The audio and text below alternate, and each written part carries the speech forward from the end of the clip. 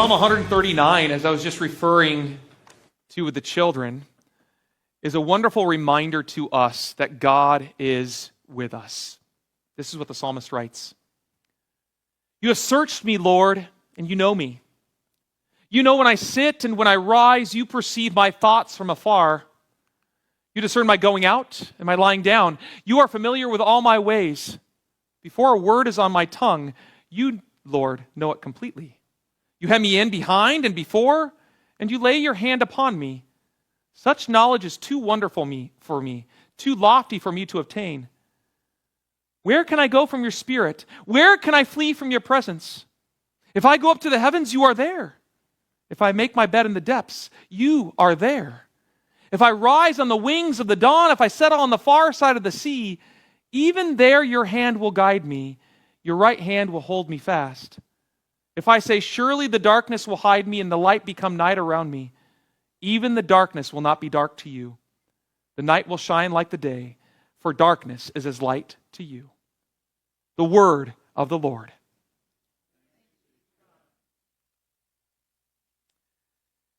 Think back for a moment to one of your hardest days of your life. Not the busiest day, not the most stressful day, but the one day that hurt the most. What do you remember?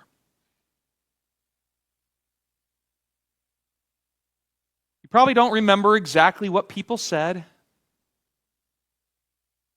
probably don't remember the perfect advice or the right words that were spoken. But you probably do for sure remember one thing. Who was there? The friend maybe that sat next to you in silence. Maybe the parent who stayed up all night. You remember the person that didn't fix anything but refused to leave. Because in life's deepest moments, presence matters more than words. And that's what makes this promise from God so powerful today. God doesn't promise that He's going to fix everything. Never says that. He doesn't promise that He's going to ever explain everything, that you're going to understand everything. Never says that. Yet we still always ask the question, why? You know what He does say? I promise I'll be there.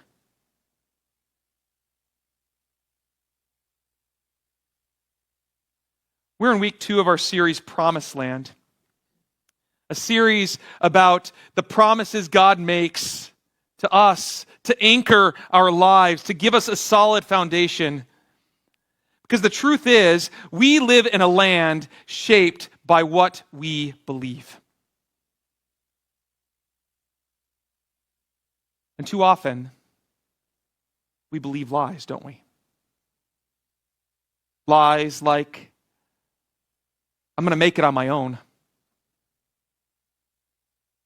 God feels distant, so He must be hanging me out to dry and leaving me. Or even the lie that says, God's showing up for others, they must be doing something right because it sure doesn't feel like God's showing up for me. So to those lies, God speaks. He makes promises that destroy those lies and bring back a solid foundation, a solid ground for us to stand on. Last week, we focused on God saying, I promise you'll be there, talking about being in heaven, that He's got a promised position and place for us in heaven. That was a future promise, a future hope. And now today, God brings it back to a present promise, where He says, I promise I'll be there. He's present with us today, promising that we are not alone today or always. Psalm 139 begins with these words. You have searched me, Lord, and you know me. This is not casual awareness. Like you know your friend. That's not what this is saying. God is saying he searches us. He knows us. It's a deep knowledge. It's a personal, intimate knowledge. It's not a distant observation just looking from the clouds and saying, well, I see what you look like. That's what I know about you. No, it's much deeper than that. God knows when you sit and when you rise. He knows your thoughts before you even think them. He knows your words before you even speak them. Terrified yet? I kind of am. God knows every single thing that I think, even before I think them. And the words that I speak, even before I speak them, he knows every single thing about me. That's terrifying. He knows the version of you that no one else sees, not even your spouse. And here's the truth. You are fully known, and yet still fully loved. Most of us live edited lives. You know what I mean by that? When you show up in public, are you revealing your whole true self to everyone? Or maybe a certain part of yourself that you just want people to see? When you show up at work, there's a certain version of you that shows up, right? When you show up to a family reunion, there's probably a certain version of you that shows up. Because if you brought the whole self, well, I'll let you fill in that blank. We live edited lives, don't we? But God sees the unedited version. The thoughts that you don't say out loud. The struggles that you try to hide. The bad habits that you keep way underneath the rug. The sins that you hope no one finds out about. God knows and sees it. And if we're honest, like I said, it was terrifying for me. That's not comforting at first, is it? Because of every selfish thought,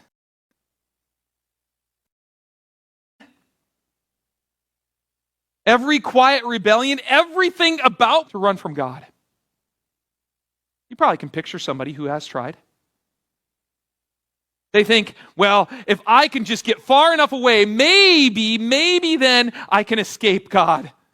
So he doesn't punish me. So whatever I'm afraid of him. But the truth is, God is already where that person is running to. Can't escape him. Remember Jonah? Jonah thought he was running from God. So he boards a ship to go the opposite way that God told him to go. But where was God? Already on that ship. Already in the sea. Already in the fish that he sent to swallow him. God was already there. God never left him. Running from God only to discover God was already there. Jonah found that out the hard way. But here's where it gets real. We don't usually doubt God's presence in the good moments. But when do we? In the hard moments, don't we? In the hospital room? In the funeral room? In the sleepless nights? In the silent prayer? Where are you, God? I feel alone. It's in the extremes of life that we question what God has already promised most clearly to us. We say, God, where are you? We can't find you. And the psalmist here, Psalm 139, written by David, reminds us that no dungeon is too dark, that no pit in life is too deep, that no night is too long. David reminds us that God is bigger than that. Jonah prayed from a fish. Paul prayed from a prison cell. Where they were, the Lord was. And where you are, the Lord is.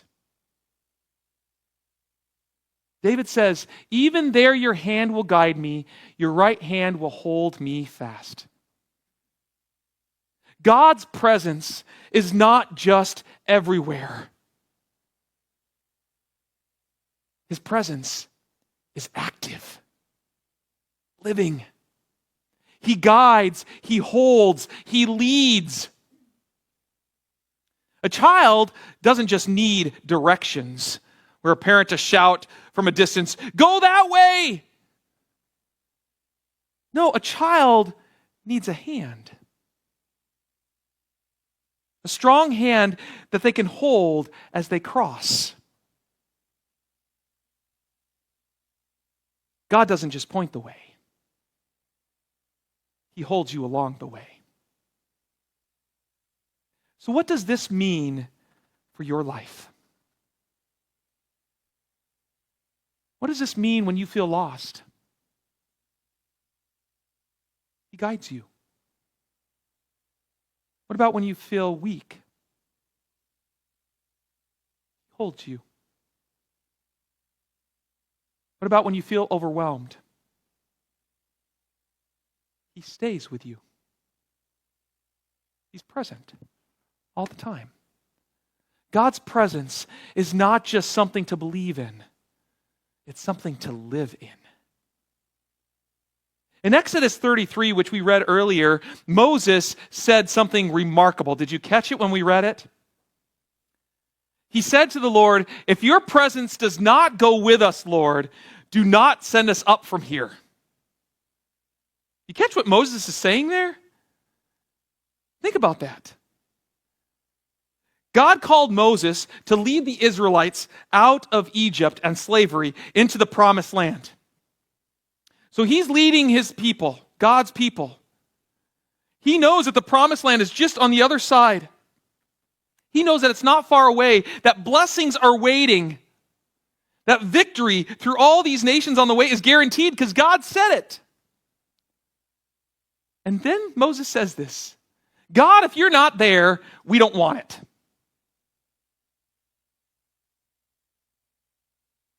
The greatest blessing is not where you're going.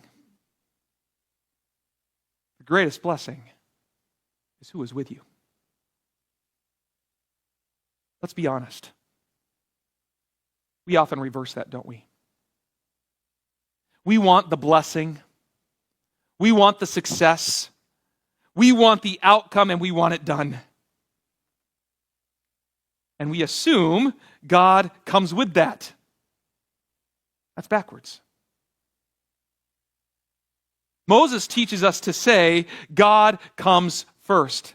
If God isn't in it, we don't want it. Have you ever thought about that when you're making decisions? You're making a decision. Is God in it? Well, if God's not in it, I don't want anything to do with it. Think how that will change your life. If God's not in it, I want nothing to do with it. Because anything you gain without God will never satisfy you. Deuteronomy says this is Moses, "The Lord himself goes before you and will be with you. He will never leave you nor forsake you." That's a promise. But how do we know that that promise is true? Well, look at Jesus at the cross. Remember when he was dying? What was the plea that he cried out to the Father? My God, why have you forsaken me? In that moment, Jesus, the Son of God, the Son of Man, lost God's presence. God was not with him in that moment. The Father was not with him in that moment. And Jesus felt all the ramifications and punishment of that. Jesus experienced that. That abandonment of the Father, that abandonment of God, so that you never have to. Jesus was forsaken so that you never would be. That's why that promise comes true. I am with you, and I will never leave you or forsake you. Because of Jesus, God doesn't leave you. He does not abandon you. He does not walk away. He remains with you. God's presence is not a possibility. It's a guarantee. Picture someone sitting alone in a hospital room, maybe laying on the bed, late at night. You know what those hospital rooms are like, right? Hear all the beeping, all the buzzing, the oxygen blowing, all the loud sounds. I can picture it very, very clearly because I've been sitting in a room with Sandy in the past week. And it gets very annoying.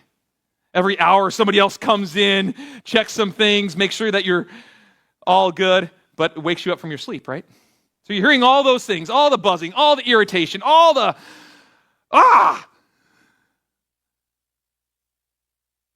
And then someone comes in the room. They don't fix anything.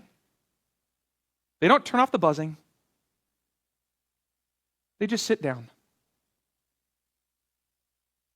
They just sit down and they're there with you. They stay. And suddenly, doesn't everything feel different? Not because the situation changed, but because they're not alone.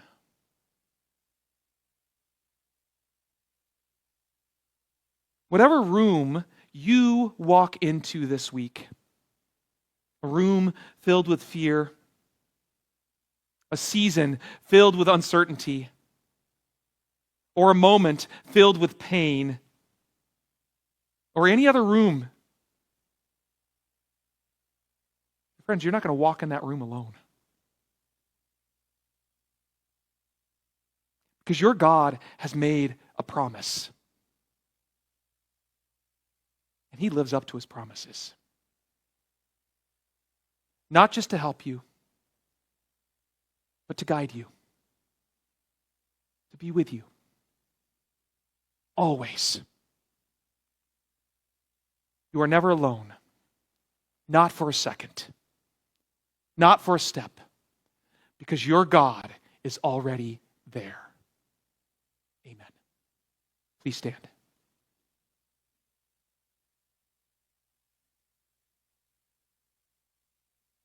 The peace of God, which transcends all our understanding, will guard our hearts and minds through faith in Christ Jesus.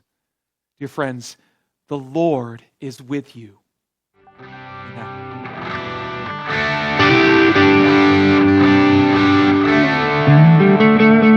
Amen.